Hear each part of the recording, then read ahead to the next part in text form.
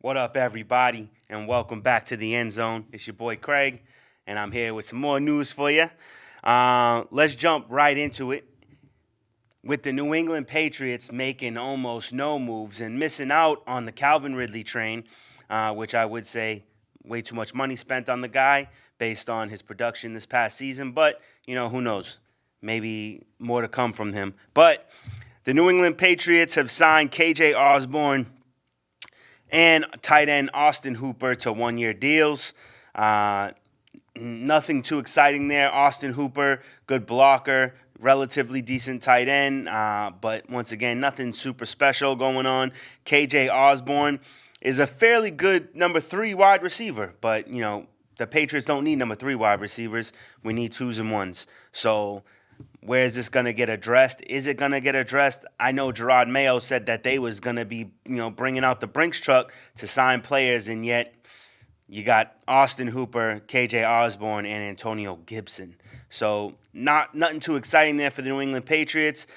And it looks like, in the draft, if we can't get Jaden Daniels, are you going to settle for Drake May, or are you going to make the move to grab Marvin Harrison Jr.? That makes the most sense to me. You also missed the bus on pretty much every valuable, even mediocrely valuable quarterback in free agency, so I don't know what's going to happen there. Maybe they're hoping they can get Marvin Harrison Jr. and then slide in the back end, beginning of the second round, and grab someone like Michael Penix Jr. That'd be great. I'd be cool with that, but we'll see how it plays out. Like I said, Calvin Ridley signs with the Tennessee Titans on a 4-year, $92 million deal. The reason why I like this move is it makes Tennessee what I think could be a contender. You got a young gunslinger in Will Levis who has shown that he likes to air the ball out, but his decision-making can be a little off at times. But now you have Calvin Ridley on one side, you have DeAndre Hopkins on the other, Chig Okonkwo as your tight end. And like I said last week, they signed Tony Pollard, and they have Tajay Spears in the backfield. That's a lot of weapons, a lot of viable weapons that could make Tennessee a viable contender in their own division, possibly could get themselves a nice little playoff spot. They got an early round pick in the draft. Do you go wide receiver? Do you go offensive lineman? I think Joe Alt, in an offensive line that has been abysmal, bottom in the league, I think it only makes sense to grab the best tackle. Joe Alt is the best guy, and if you can get him to show up to help create an offensive line that actually works, to me, that's a no-brainer. You already got your weapons. It's time to protect that quarterback, so at least he has time to get the ball to his receivers. But this is a good move. Tennessee was nowhere on the radar for Calvin Ridley. It was between New England and Jacksonville, and Tennessee came out of nowhere and just snatched them up. So good on Tennessee. Hopefully it works out for them, and maybe Tennessee will become a contender once again. Josh Dobbs signs a 1-year deal to go to San Fran as the backup to Brock Purdy, which is a fairly good move. Josh Dobbs has shown the ability to come in when a quarterback gets hurt and be able to be sustainable for at least 1 to 2 weeks. So as long as Brock Purdy doesn't sustain any major injuries, Josh Dobbs will be a viable backup. And with that lineup they have, where they seem to be maintaining all of their offensive weapons, it seems as though Josh Dobbs could come in, and if he fails, it would be because of his own lack of ability, because I don't think any quarterback should fail on the San Francisco 49ers. Chase Young signs a 1-year deal to go to New Orleans. New Orleans used to be a pretty powerhouse defense. Maybe this is their first step into getting back to that, and Chase Young will definitely get them there. Tyrone Smith signs with the Jets. The Jets, this was a weird move to me, but not necessarily a terrible move. The Jets do want to be a defensive team, so we'll see how that plays out. This move I kind of liked. Jimmy Garoppolo got released by the Raiders over the week and then signs with the Rams to back up Matt Stafford. This is good for all parties involved. Jimmy G is a backup. Matt Stafford sometimes gets hurt. He's not an extremely mobile quarterback, but somewhat mobile, and he'll sit in the pocket to make those deep throws, which could lead to him getting hit. Jimmy G could come in and step in for a few weeks. Once again, a pretty viable offense with the rise of Puka Nacua, one of the best wide receivers in Cooper Kupp, Tyler Higbee. They re-signed Robinson, Demarcus Robinson. So this is a very good offense with a healthy running back if and when he is healthy. So he should be healthy this next season. So if Jimmy Garoppolo needs to come in, it should be plug and play. Kenny Pickett, in a surprise move by the Steelers, is sent to Philly. It was, I want to say, like a fifth-round pick, maybe fourth. Not too much for Kenny Pickett. Good move on Philly. Kenny Pickett is 100% a backup quarterback and will be probably one of the best backup quarterbacks in the league. So this move makes a whole lot of sense for Philly. You know, they had whatever his name is, dude who used to play for Tennessee, who's now in Washington. I said it last week. Brain fart in his name. So they didn't have a backup. In comes Kenny Pickett. Now you have one of the best backups in the league. If Jalen Hurts happens to go down, Kenny Pickett, once again with a stacked offense, and Saquon Barkley, it's pretty much a no-fail. Next on the list is Marquise Brown. Hollywood Brown goes to Kansas City, which in my opinion is the smartest move Marquise Brown could have made, is to sign a deal with Kansas City. They're already poised for the repeat. The one thing they did need was offensive weapons. What they do love is speedy wide receivers. And if Marquise Brown can stay healthy, that's a big if. This is a very good move for Kansas City. Like I said, if he stays healthy, you got the deep threat in Marcus Houston, and you got the short dumps off to Rashid Rice. This is a 1-2 punch that I'm really excited to see what happens. Plus, they got that last pick in the draft, and I believe that they will go wide receiver. So let's see how that plays out, but I do like it. Oh, man. This move, nobody saw coming, and I love it. I don't want to get too deep into it in this moment because I want to talk a little bit more about it at the end of the show. But Keenan Allen traded for a fourth-round draft pick to Chicago, and that is a great move for Chicago, and you got him for a real good price as a fourth-round draft pick. He had his best year last year. I think this sets up Caleb Williams real nice. They also went and got Gerald Everett from the Chargers. Granted, Gerald Everett was a free agent, and he signed with the Bears. So now you got two receiving guys who worked together for a few years in Los Angeles, now coming to work together again. This is a very good move by Chicago, and I think that Chicago is about to be doing some things. Devin White goes to Philly. Philly was struggling on defense last year. In comes Devin White. Great decision. I like it a lot. They also, who was it? No, sorry. That wasn't Philly. But the next move is a move that I love as well. Curtis Samuel to the Buffalo Bills.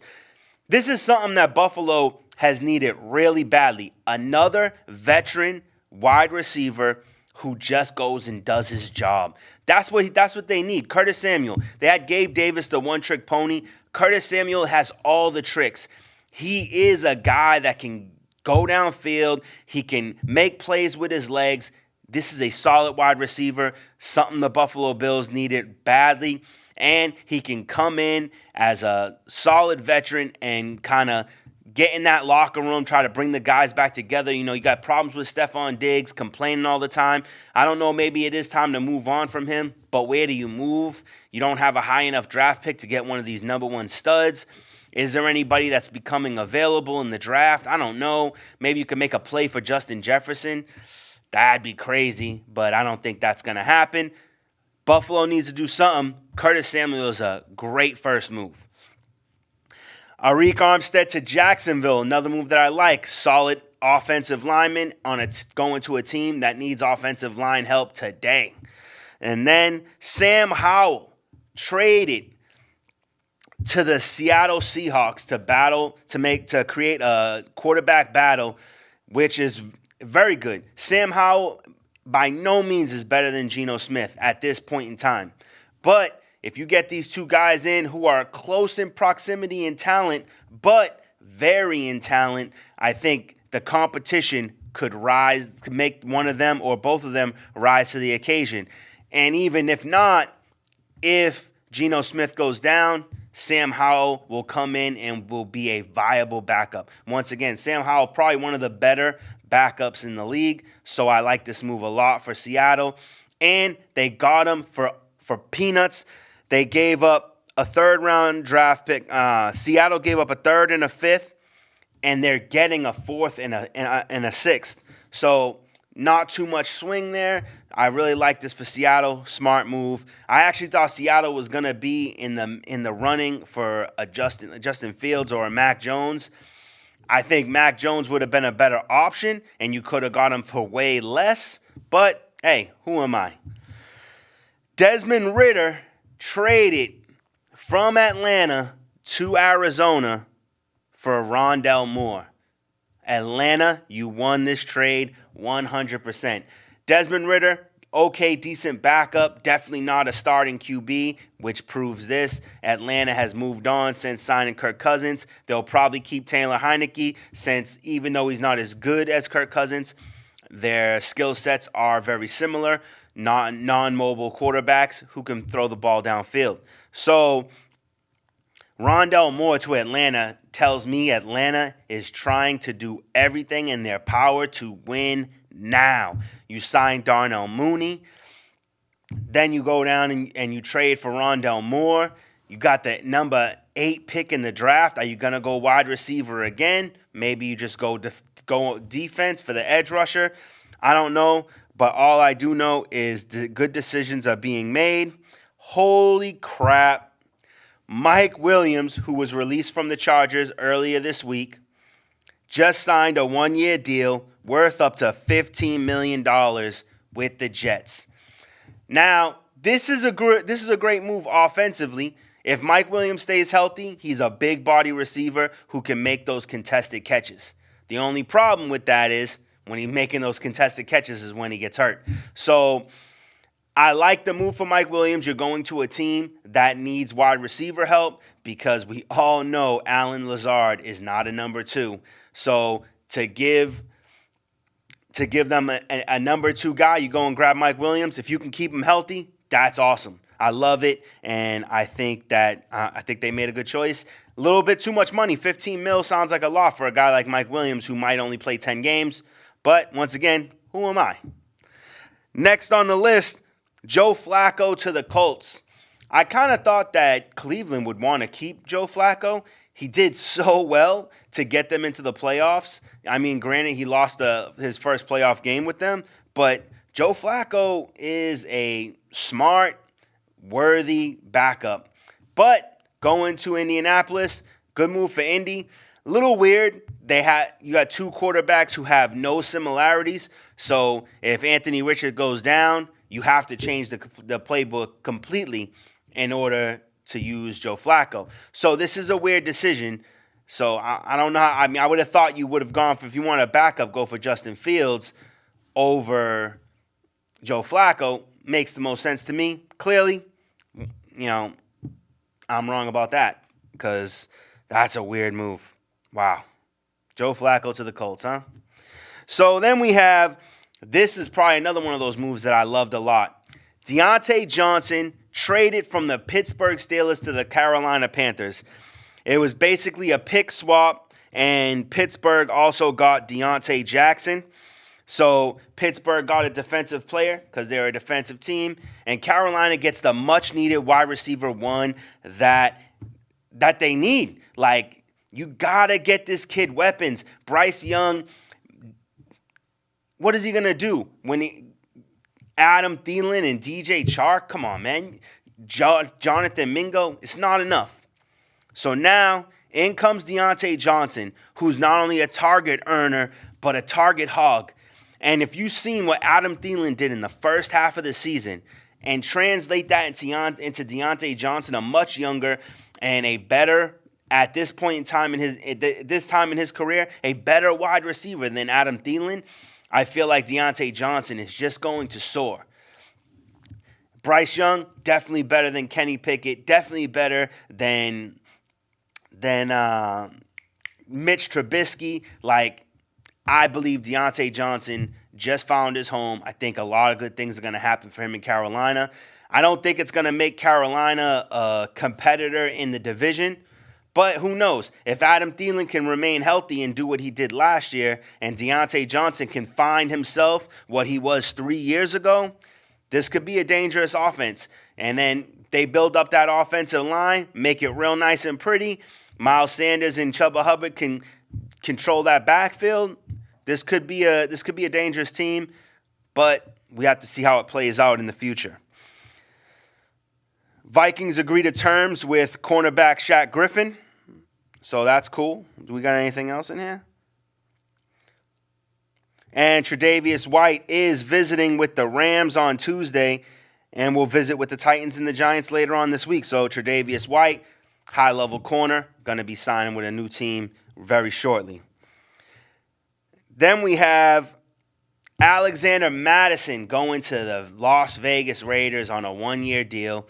And, I mean, this is a real move. Zamir White's going to 100% beat out Madison for the job, so Madison is coming in as a backup. He's always been a good backup, but he's definitely not a good number one running back. He proved that last year, so I don't know how this move plays out. I don't know how much I like this move. If you're a fantasy football manager like myself, you're staying away from Alexander Mattison at all costs. The Vikings made a move to trade in to get a second pick in the first round. They got Houston's number 23 pick and their 232nd pick, and Houston gets their 42nd pick, their 188th pick, and a 2025 second round pick. Minnesota, I believe, is going to try to make a play for one of these quarterbacks. Will they trade both first-round picks to get a higher first-round pick to get one of these quarterbacks? Or will they grab an early quarterback and another weapon or other player later in the second round? Who knows? Will they even draft a quarterback? I don't know. What quarterback do they want? Are they going to be able to get him? The only quarterback that makes sense for that team, if it's not one of the top three guys, is J.J. McCarthy. Michael Penix, I would like Michael Penix for Minnesota because he can air the ball out, but he's injury prone. Although, with Sam Darnold backing him up, not a terrible choice. Before I get into some of the topics I want to talk about today, let's talk about Aaron Donald announcing his retirement from the league. And this is a blow, especially to the Rams. Arguably one of the greatest, if not the greatest, football players of his time, especially on defense. He's got 553 career tackles, 111 career sacks. He's 3-time Defensive Player of the Year. He's 8-time first-team Pro Bowl, 10-time Pro Bowl selection, and the man's got a Super Bowl ring. Quarterbacks in the NFL rejoice, because when you play the Rams, you're just a little bit, probably a lot more safer than you were before today. It's sad to see a guy like this go. I believe he probably had a few more years left in him, but, when you make a decision it's time to go, then it's probably time to go for you. But if you're a true lover of the game, you're going to miss seeing Aaron Donald play against anybody but your favorite team, unless the Rams are your favorite team, then you love to watch him no matter what. But this guy was a phenom, and the league is losing something big. The fans are losing something big, and the Rams are losing the best player they probably ever had on their roster. So thank you, Aaron Donald, for all that you brought to the league, and best wishes in your future endeavors. So now, let's talk about some teams that I wanted to kick on. I'm going to start with the most important, and that's the Chicago Bears. The Chicago Bears are doing something I don't think a lot of teams have ever done who've had the number one overall pick, and that is they're giving the quarterback that they're going to choose, which is presumably Caleb Williams, unless they surprise the world and draft Jaden Daniels or Drake May. I don't see that happening. I see it being Caleb Williams. So if they draft Caleb Williams number 1 overall, they are setting this kid up to succeed.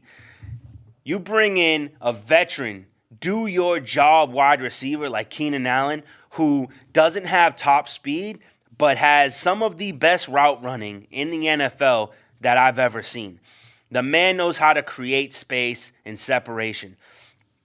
He has impeccable hands and relatively durable. We've seen Keenan Allen get hurt here and there, but he plays more games than he doesn't, and he is an excellent wide receiver. And much respect to him for saying to the Chargers, no. I'm not taking no pay cut. I just had the best career year that I've ever had, and now you want me to take less money? No, thank you. Either pay me or I'm moving on. And the Chargers say, okay, trade him to the Bears for a 4th-round pick. That is a solid move. So now you have Keenan Allen opposite DJ Moore.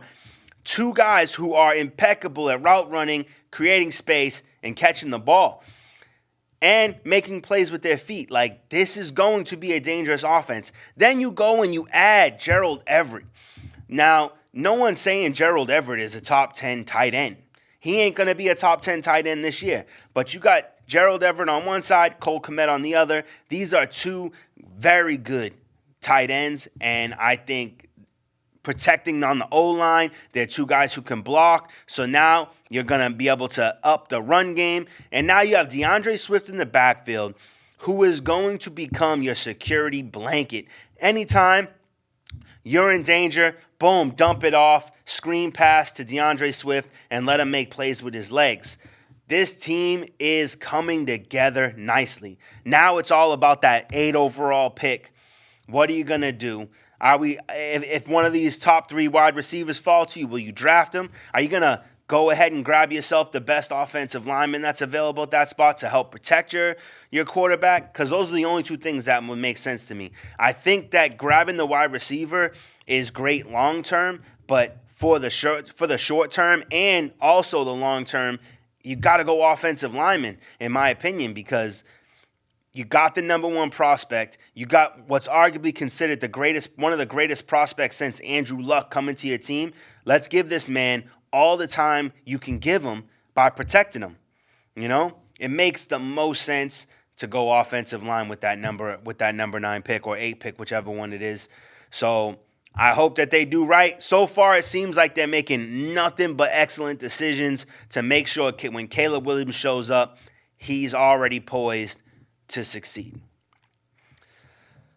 Man, Chicago Bears are going to be dangerous. They already had a pretty decent defense, so I can't imagine what they're going to do with all these weapons, decent defense. I mean, I don't know too much about their offensive coordinator, but man,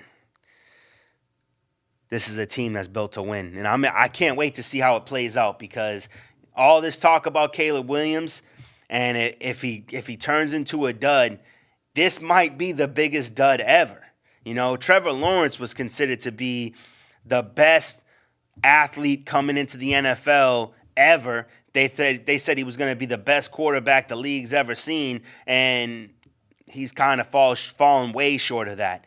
You know, he's had some moments of magic, but Caleb Williams, he's got to come in. He's being compared between Patrick Mahomes and Josh Allen.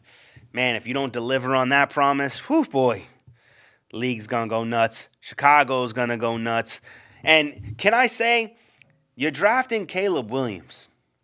Why? You traded Justin Fields for a dime. You know what I'm saying? Trading for like a 6th-round pick that can turn into a 4th. Why not just keep him at that price point as the backup? I mean, that's the only thing I would have made. That makes more sense to me than giving him up for a 6th that can become a 4th. But whatever, you know, do your thing. But this is going to be an exciting team to watch. If Caleb Williams is who he says he is, this is going to be real exciting football. Let's talk about the Pittsburgh Steelers. Pittsburgh Steelers go out and they draft Justin Fields, like I said, for a 6th. Depending on play time, it could turn into a 4th. So now he's going to back up Russell Wilson, but it's not going to be just a backup situation. It's going to be a competition situation. 100% Russell Wilson day one, game one, is going to be the starting quarterback. Will he lose that job to Justin Fields? I don't know. Will he get hurt and Justin Fields steps in? I don't know that either. But I think that it's a pretty good matchup. I like this a lot. I did say, not on this show, but I did say Justin Fields on Pittsburgh made a lot of sense to me. I really didn't think that he'd end up being a backup QB. It blows my mind that he's a backup. But I think that they're not, and maybe I'm wrong, but you should be looking at Justin Fields as an additional weapon. Justin Fields will be a better Taysom Hill than Taysom Hill is. You could bring him in and pull him back. He could do some play action where run pass option. Does he run the ball? Does he hand it off? Or does he throw it? You can change you could change some stuff up. You can put him out as like a wide receiver. You could put him in the running back slot, but like defenses will always have to worry about him throwing the ball. I feel like Justin Fields in Pittsburgh will be best used as a gadget player. Let him do everything, and then, if need be, back up Russell Wilson or take over that position. But New Orleans got it right with Taysom Hill. He's not a starting quarterback. He is a gadget player. He's a guy who can come in and air the ball out down the field, but he could take off running and make you miss. He is super athletic, and to let him sit on your bench, in my opinion, is a huge mistake if the Pittsburgh Steelers make that mistake. And who knows, maybe they don't plan on making that mistake. But your offensive coordinator is Arthur Smith. And Arthur Smith has shown to not make good decisions when calling plays. He doesn't make good offensive plays. Look what he did with Bijan Robinson and Drake London and Kyle Pitts. You drafted the first tight end, the first wide receiver, and the first running back 3 years in a row, and you make no moves with them. You did not even get them the ball the way they should have been given the ball. Huge mistake by the Steelers to sign Arthur Smith. I think that's going to be a huge downfall for them, but I think that they would be best suited to use Justin Fields as a gadget player and take advantage of his talents. That's just me. All right, Carolina. Like I said, they signed Deontay Johnson, which is a move signed. They traded for Deontay Johnson. So now you got Deontay Johnson on one side. You have an aging Adam Thielen. It's time to go out there and make some more moves. Tyler Boyd is sitting out there, and not that Tyler Boyd is this, extremely talented wide receiver, but he's not so old that he can't be productive on this team. I think they really need to make a move and push to get this guy on their roster because they need weapons. The guys you had last year didn't work. Jonathan Mingo definitely wasn't a big playmaker for you. And you have the first pick of the second round, and if your first move isn't a wide receiver, whether it's Ladd McConkey or whoever, you guys need to add them weapons because we all know how ugly last year was. And I think it would be a bad decision to stop at Deontay Johnson. I like Tyler Boyd, and I think he would be an excellent addition to that roster. You got some guys with some veteran talent right now, and you got I still believe in the talent of Miles Sanders. I think a lot of people wrote him off last year, and I don't know if it was the O-line, the play calling. Maybe he just had a bad year. But I think if they get the right, and let's also be honest, who was afraid of Carolina's wide receivers? If you ain't afraid of the wide receiver room, then it's easier to protect from the running backs. Although Chuba Hubbard had a good season, so I don't see that being the case either. So I think something needs to change in Carolina, and it started with Deontay Johnson, a move that I love. Now we just need to keep on churning and making making more good decisions. Got to address that tight end space. You no longer have Hayden Hurst. So what are we doing here? We got to make some moves. But Carolina is making moves in the right direction. Just got to see them continue on that pace. Now we have the Tennessee Titans. This is a team that I'm actually getting a little bit excited to watch. Once again, I love Calvin Ridley. Calvin Ridley is one of my favorite wide receivers. I had high hopes for him this past year. I really thought deep down that adding Calvin Ridley was the one piece that was going to get these guys to the Super Bowl, and they had one of the worst seasons that they've ever had. It was disgusting, and it was super disappointing. I don't know. I don't know what to tell you on that one. But I think that maybe they could course correct this ship and get Calvin Ridley back to the place that he was supposed to be. Paying him $92 million seems like a very good belief in his ability. And DeAndre Hopkins is a guy who can make those contested catches. He stayed healthy all year, so I think that him and Calvin Ridley will make a dynamic duo. You can use Calvin Ridley the way he's supposed to be used, and you can use DeAndre Hopkins the way he's supposed to be used, kind of give them the route tree that makes the most sense with them. Chigakonkwu had a very off year last year. A lot of high hopes for this guy. Now you got more weapons on your roster. Let's hope that this opens the door for Chigakonkwu to be the tight end he was meant to be. He showed a lot of ability 2 years ago. Last year, that kind of fell by the wayside, so I don't know what's going to happen this year. But with these two guys on the roster, Chigakonkwu should be taking a leap forward. That also goes for Treylon Burks. Treylon Burks, in college, he was best suited for the slot. But because of his size and lack of weapons, they was playing him on the outside. But now he can go back to that slot receiver, and maybe not only will this keep him healthy, but make him more efficient going back to a role that he was used to playing. Now you got Tony Pollard and you got Tajay Spears, two running backs who are very similar. Now, a lot of people will say that Tony Pollard's regression came from the injury he suffered the year prior. If that's the case, and you're going to have a full, healthy Tony Pollard, maybe Tony Pollard returns to previous form and ends up being an explosive and tackle-breaking machine. A lot of people thought that he was going to be better than Christian McCaffrey this past year. I wasn't one of those people who believed it. I did believe he'd be great. I know in my fantasy league, I was mad I wasn't able to get him in the second round. You know, he went earlier than I could have got him. So thank God I didn't get him. I actually almost tried to trade for Tony Pollard and give up on my St. Round. Thank you, Kevin, for saying no. So if we can get vintage Tony Pollard back, then this team has elevated to heights that I don't think people will expect. You got to have vintage Ridley and vintage Pollard in order to get this team rolling. Also, we need Will Levis to make better decisions. He's got to be a little bit more poised in the pocket. Now, I don't want him to stop taking risks. Trust your arm and air it out. You know, you could be a little bit Jameis Winston, you know, a little bit Gardner Minshew, and you're just moneyballing it down the field. I'm cool with that because it makes for exciting football. But we got to limit the turnover ratio.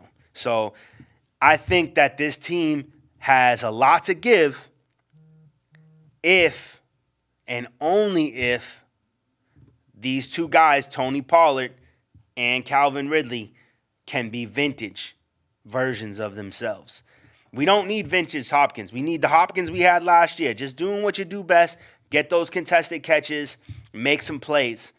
Calvin Ridley can come in and be that number one wide receiver. And I'm telling you, if they get Joe Alt, whoo boy, this could be a underrated offense and could surprise a lot of people. And then in that draft, the rest of those rounds, bulk up that defense or the offensive line, one or the other.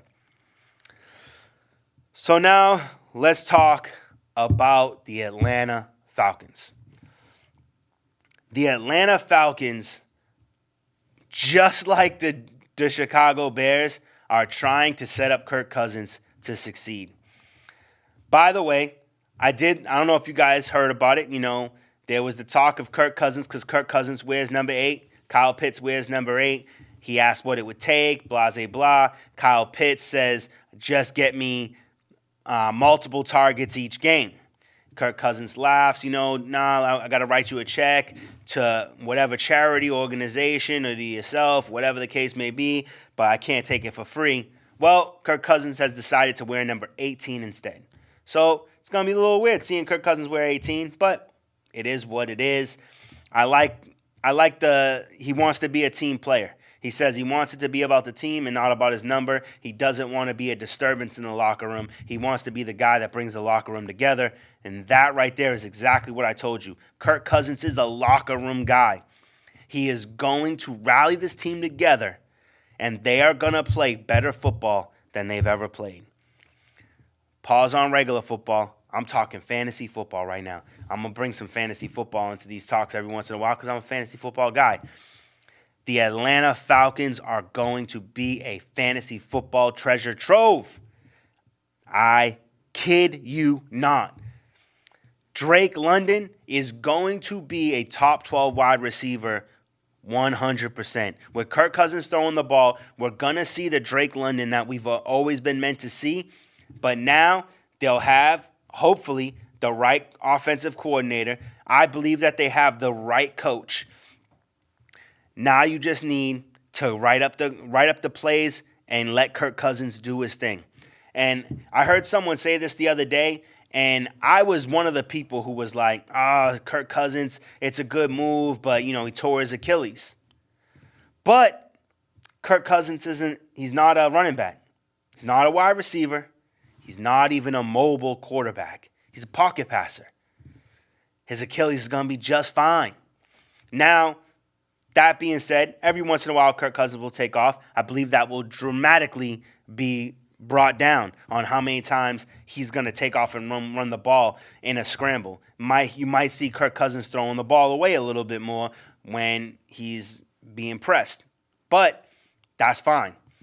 Drake London is a baller, big body wide receiver, and I think with Kirk Cousins tossing that ball to him, he is going to be top 12.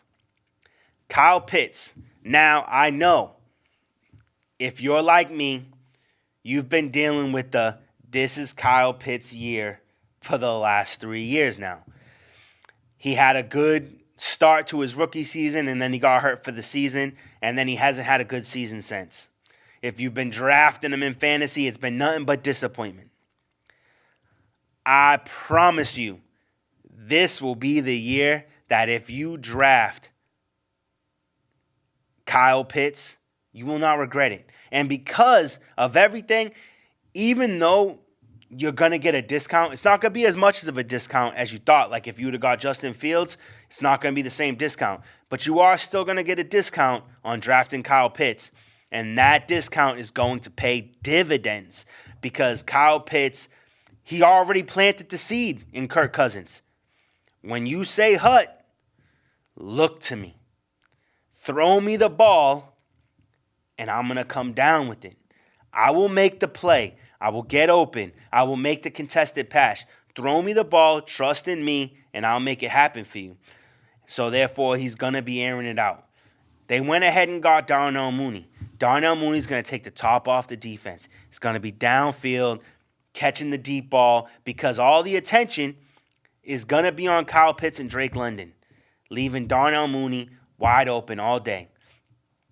And I don't know how much I trust Darnell Mooney's hands, but with Kirk Cousins throwing the ball, I say there's you can trust in his hands. Darnell Mooney is going to become a stud number 2 wide receiver, probably top 30. I think at the least, top 30, maybe top 40. Somewhere in that range. Darnell Mooney's going to have a great season. And then they went ahead and got Rondell Moore, a speedster playmaker. Oh, my God. They have everything on this team. Every toy you could want. And they have a 2-headed monster in the backfield. Bijan Robinson, one of the best running back talents since Saquon Barkley, coming in. Now he has an offensive coordinator who, God willing, is going to actually use him the way he's meant to be used.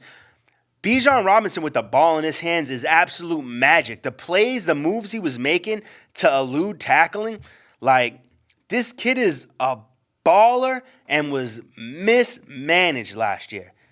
Look for that to not be the case. And you still have Tyler Algier. The kid, no matter how much you want to see Bijan Robinson run the ball, Tyler Algier is a good running back.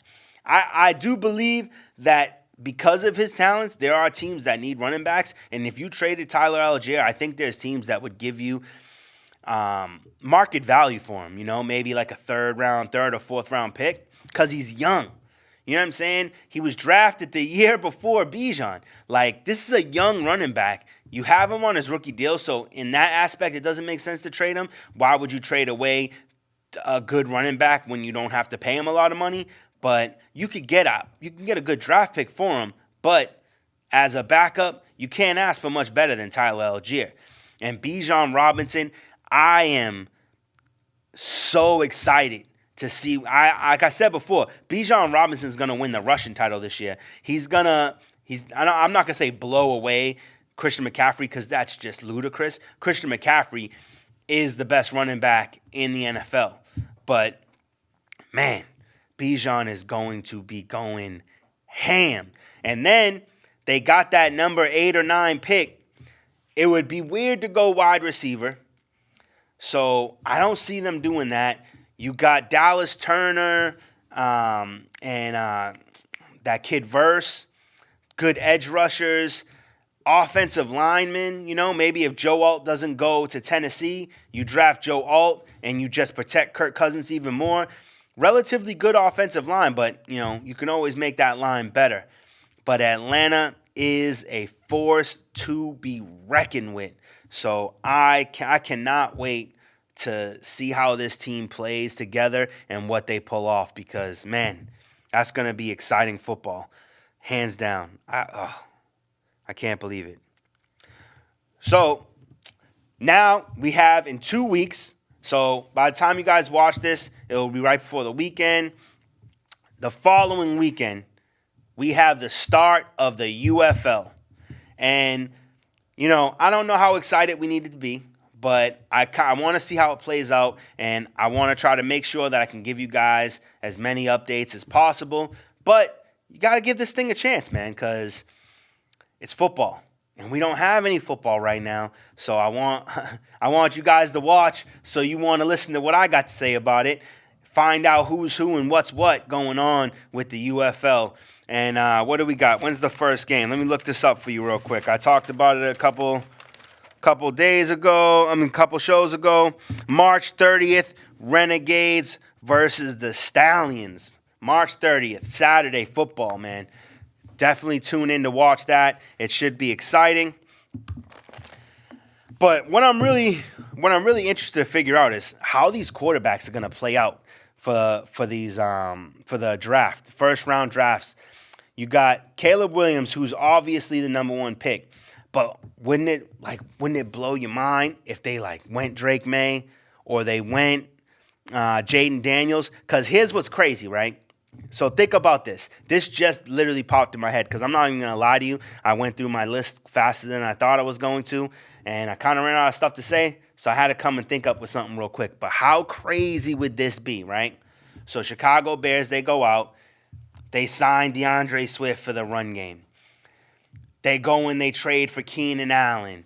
They sign Gerald Everett, right? They got all these weapons in place. But remember, Caleb Williams a while ago said, don't draft me. I don't want to play for you guys. Then at the combine is like, oh, I'd be happy to play for any NFL team. Like, I just want to play football. I'll be excited no matter where I go, right? Okay.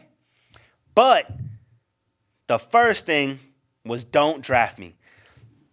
And there's people like RG3 saying, oh, pull a Eli Manning. But what if Chicago says, you know what? You didn't want to play for us. You know what? Jaden Daniels, Drake May, one of you, come on over here. where we've set up a roster that's basically idiot-proof. We're probably not even done yet. We're probably going to draft a wide receiver or an offensive lineman with our next pick. So we're just going to make this squad even better, right? Forget Caleb Williams. Forget letting him be that number one guy. Let's take a hit on his ego and make it so he doesn't go number one overall. How hilarious would that be? Especially if he didn't work out. Imagine Caleb Williams, he ends up in Washington, right? Jaden Daniels ends up in Chicago, which would hurt my feelings because I want him to come to New England. But I think Jaden Daniels is the best quarterback in this class. I'll say it over and over again. Jaden Daniels is better than Caleb Williams. So let's just say that goes down. Caleb Williams goes to Washington. Jaden Daniels goes to Chicago. Chicago makes the playoffs. Maybe even wins a playoff game with Jaden Daniels. And the Washington Redskins have a losing record, don't even make the playoffs with Caleb Williams. And remember, Washington got weapons. They have Brian Robinson in the backfield, and they signed Austin Eckler. If Austin Eckler's 100% next year, being a pass-catching running back, whoo boy, that's a good weapon. Then you have scary Terry McLaurin, Jahan Dotson, who was bad last year, but let's be clear, his quarterback was Sam Howell. And they signed a tight end. I forgot who it was. I'm not even going to go look it up. But they did get a tight end on their squad. So they've got some weapons. Not as good as Chicago, but they got weapons. And they don't make they end up with Caleb Williams and they don't make the playoffs. Have a losing record. Jaden Daniels winning record makes the playoffs, wins a playoff game. That would be hilarious. I would love to see that. That's something I would love to see happen. Like, just as like some drama to the game. Oh man, that would be dope. So now let's talk about these wide receivers. Top 3 wide receivers: Marvin Harrison Jr., Malik Neighbors, and Rome Odunze. I like all 3 of these guys, and I think no matter who gets any one of these guys, you're going to be just as happy as if you got one of the others. You know, Marvin Harrison Jr., he has a slight edge on these guys, and that's why he's going number 1 overall. Rome Odunze has passed Malik Neighbors. And Malik Neighbors was considered to be the next Jamar Chase, but they're putting Rome Odunze over him. And I talked about this before. I would love for us to get Marvin Harrison and Odunze on the same team, or get Odunze, and then in the following round, hopefully get a Michael Penix and reunite these guys together. I like Odunze a lot, and wherever he ends up, these rookie quarterbacks are going to be relevant, I think, right from the jump. We've had some guys, get drafted in the NFL like JSN and Jordan Addison, and these guys came in round 1 wide receivers and, was kind of sus in the beginning of the season. And actually JSN, who was considered the best wide receiver, and he was the number 1 chosen wide receiver in the first round, was very disappointing in his first season until the very end. Jordan Addison was okay in the beginning, had a couple splashes when Justin Jefferson was gone, and then kind of like fell off again towards the end of the season. I think these 3 guys are going to be generational wide receivers. I think you're looking at the draft class that was Justin Jefferson and Jamar Chase. I think this is going to be some great wide receiver play from these guys. And, man, I can't wait to see how it plays out. Weird enough, this running back class is super I don't want to say underrated, low-rated running back class. They don't even project a running back to be taken until the 3rd round, which I don't think I've ever seen. I don't think they've ever seen a draft that didn't have a running back in at least the 1st round, if not the 2nd. So to not have a running back projected to go until the 3rd is kind of crazy to me. I also want to know what Minnesota, Las Vegas, and Denver are going to do. All 3 teams who are quarterback needy. All 3 teams who have been projected to trade up into the draft. Who would they trade with? What would they get? What do they got to give up? Because if you're trying to get one of these quarterbacks, are you trying to get a J.J. McCarthy, a Bo Nix, and a Michael Penix? Or are you trying to get Drake May, Jaden Daniels guy. You know what I'm saying? Nobody's getting Caleb Williams except for Chicago, unless they pull off, the craziest move ever to be pulled off. But I think that these three teams are so quarterback needy. I don't know if they can get the quarterback they want in this draft. I do think that Denver ends up with Bo Nix. Something tells me Minnesota's going to make a play for Michael Penix. And then that leaves J.J. McCarthy. So a lot of teams you have. So one of the weird things is you have the Chargers at number 5. And the Chargers have been linked to Malik Neighbors. They've also been linked to trading their number 5 overall to one of these three teams so that they could draft J.J. McCarthy. Now, I brought this up before, is that Harbaugh loves J.J. McCarthy. So what a move would it be that he trades Justin Fields to one of these two other teams like Denver, like Minnesota? Oh, my God, could you imagine Justin Fields in Minnesota? Like, Chargers want to be a run-first defense. Now, they got Gus Edwards. That's not going to do it. So who are you going to get to be your every down back? There's really no running backs that are viable to trade for. But what if they did still make the trade and go and give up that 5 to Minnesota for Justin Herbert and then draft J.J. McCarthy? Man, that would be insane. It'd be so insane. Like, Justin Herbert on Minnesota. Super Bowl. That's a guaranteed Super Bowl right there. I don't know why I never thought about that before. Trade Justin Herbert for their first round pick. You can get J.J. McCarthy at 5. And then you'll have their 11 pick. And maybe one of these wide receivers are available. Maybe an offensive lineman. Whatever you get. You can get a quarterback who knows how to run the offense that you like. Then all you need is a running back.